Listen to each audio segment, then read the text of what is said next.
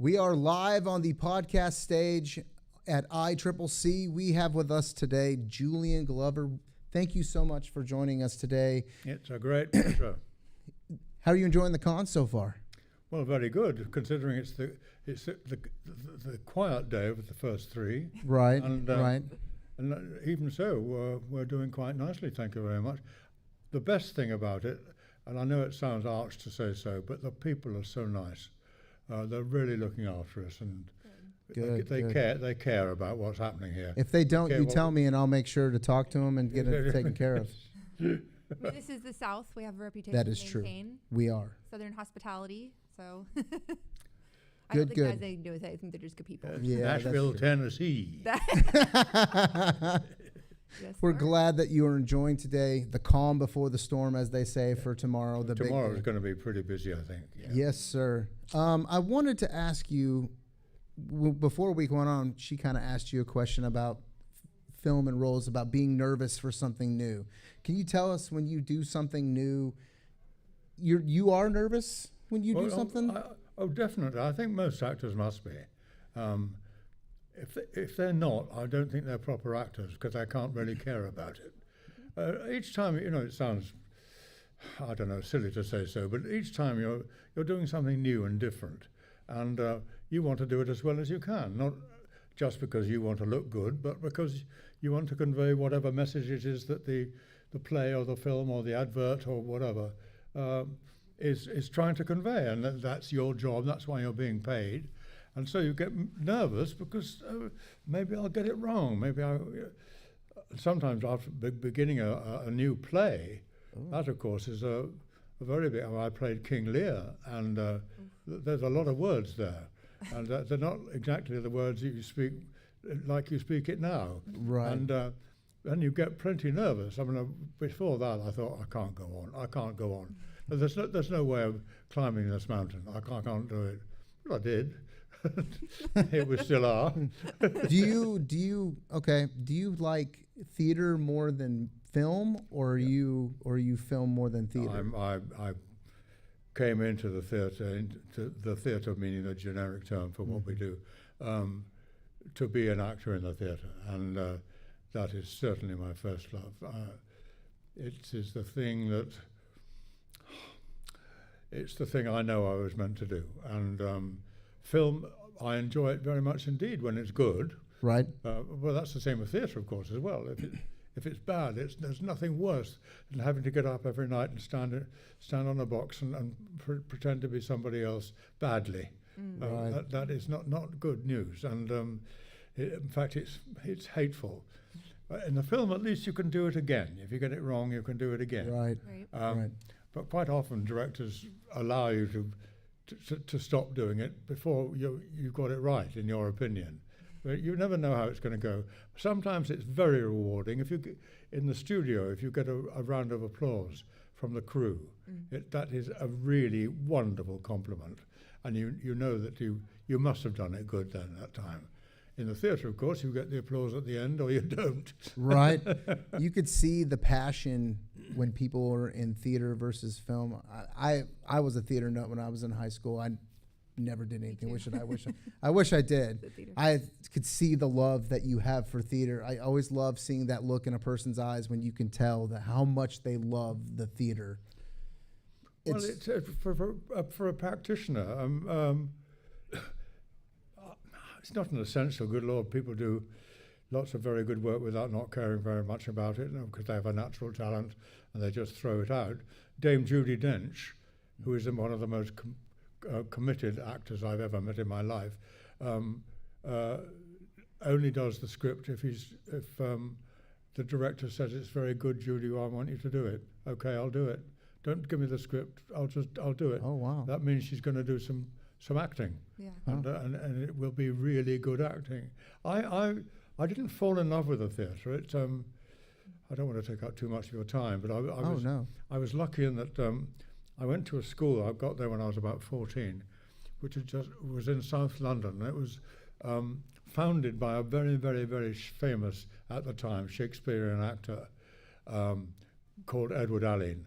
And he founded a school for poor boys when he made a few quid doing touring. That's the way to make money, touring. Anyway, and this school exists to this day. Oh, It's called wow. Alien's College of God's Gift, it's called. Anyway, and I was new to the school, and a new English master popped along who'd only just finished coming out of his military training. This is not too long after the war. And he decided to start the tradition of doing Shakespeare plays in this theatre. And so he did a production of Julius Caesar by William Shakespeare, open air, modern dress. It was created a great stir at the time. Very unusual to do that sort of thing then. And for some reason, because I never thought ever of being an actor, good Lord, I'm rather a shy little boy, would you believe? He cast me in the part of Mark Antony, who many of your listeners will know is a really showy role. It's a really flash role. And that was my first one in Shakespeare. And I went home that evening until I found it to my parents. I found it, this is it. And they didn't complain. They didn't go, oh my God, my son wants to be an actor. They realized they had a boy of 15 who knew what he wanted to do. And not so many they encouraged me 15-year-olds all the do. way. What? Not many 15-year-olds do. Exactly. Yes. And I've never looked back on that. And the bad times, the awful times, as well as the good times, I've never had. I couldn't now do anything else. I wanted to be an archaeologist, would you believe? But when I found acting, whoa, out the window that went. And you wanted to be an archaeologist, and you ended up in Indiana Jones Yeah. and the Last Crusade. Was that interesting? Yeah. That's awesome.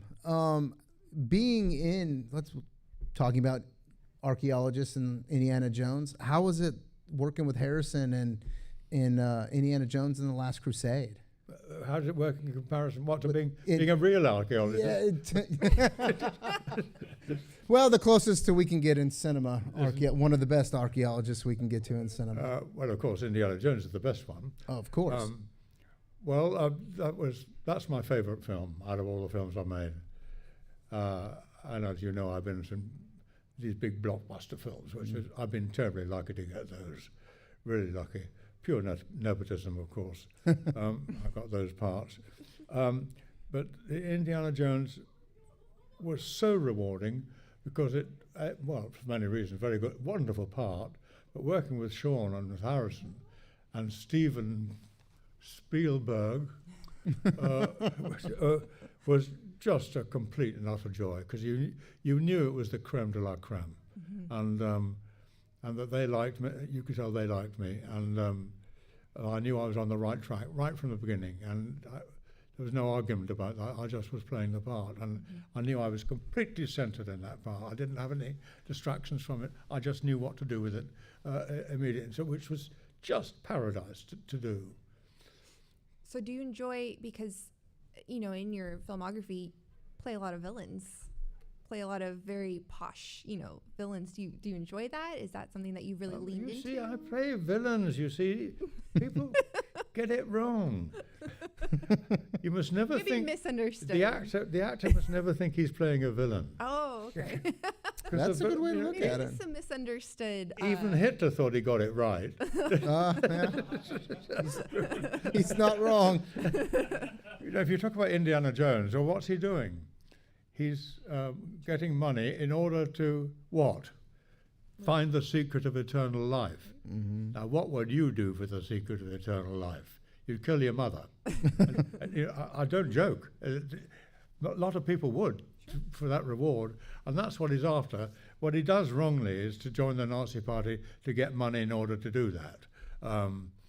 You notice he doesn't actually adhere to Nazism in his speeches and all that. It's a contact.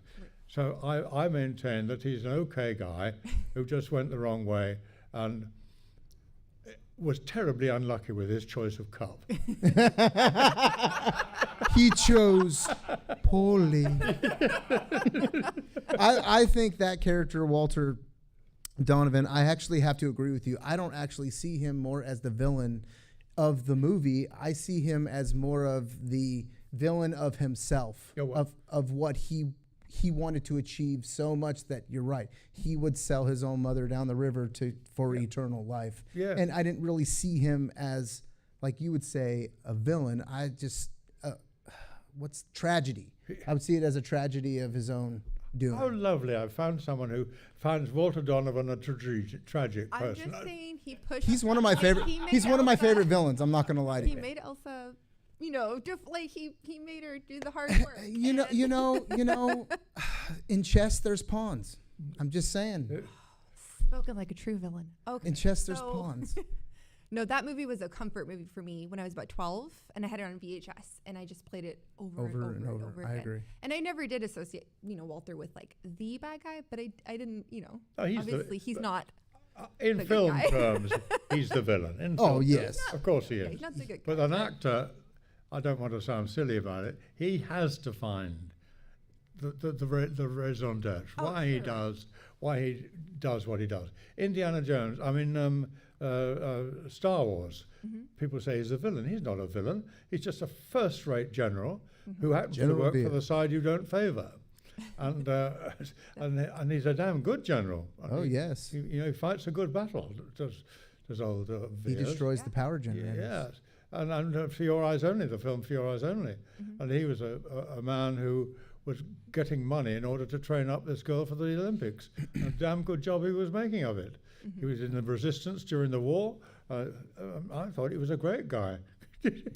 Well, I think it's interesting you play these people who are on the wrong side, but none of them are hated characters. You know how we have people that we just really hate. Oh yes, yes. You're the villain, but No, I'm not- you never play somebody that's unlikable. Did you see Game of Thrones? Oh yeah. Oh yes. I'm not a Joffrey. Yes. exactly. No. Like Pycelle. We don't do we talk like about him? I mean, we don't hate him. People argue about him, old Pycelle. Really? Yes, they're divided about it. They don't know whether he's good or bad. And I just know he's the oldest person in the series, apart from anything else. Right. He's still there. Yep. Right. He was there for 6 series. Yep. And what he was good at was knowing which way to play, Yep. whose side to be on. And I have to say that I personally invented an aspect of his character which was not written in the original, was that in his private life, he was an active man in several ways, which we needn't discuss on the radio. And that he lived that private life, but then when he went out, he bent double and became this old doddering fellow. So no one could think of getting rid of him until at the very end when they did. And that was great because he was the oldest person in the series, and he was killed by children. Yeah. Which is a wonderful irony. I mean, the script of that show is full of things like that. If you see the things more than once, you say, oh my God, of course, because that happened in the very first episode, and here's an echo of it here. And not just with my character, with all the characters. Oh yeah. Yeah. Which I Oh, think is yeah. testimony to the writers of that show working so closely with Very, R.R. Martin. very, him very. being It was so a involved terrific and show. stuff. It really yeah. was. Yeah, it is. It's And you worked with so many great people, Yes. on it too. Mostly so many. British actors, I'm here to tell you. Mm-hmm. Yes, but some brilliant American ones. Oh, yes. I bet you it was just so much fun to be on that set. But it wasn't fun, I tell you, because it was physically not too good. Oh, it is a lot of hills, right? Start with the beard. Oh yeah. It was a nightmare. And Did you have to grow that? It's so itchy, and you have to take your moustache off to have your lunch. And you have to tell people, don't tell me jokes, because if you go, ha, ha, ha, ha, it stretches your face and it comes off. It's awful. And also, the thing I had around my neck, which was all made of iron, not plastic or anything, iron, Really? was so heavy. I know I was acting it all bent over double anyway, but it was so heavy that it was deeply, deeply difficult to wear. Oh, geez. And I had to wear a wrestler's belt around my waist, Oh. and it was anchored. That was anchored at my neck to the wrestler's belt to take the pressure off my neck. Oh wow. Now that was. This I'm not really Well, they complaining. hit- It was a wonderful part, Well, but that made it physically uncomfortable. Sure. What was good was going to Dubrovnik. Oh, That wow. was a very nice thing to do. Yeah. Except they cut my best scene.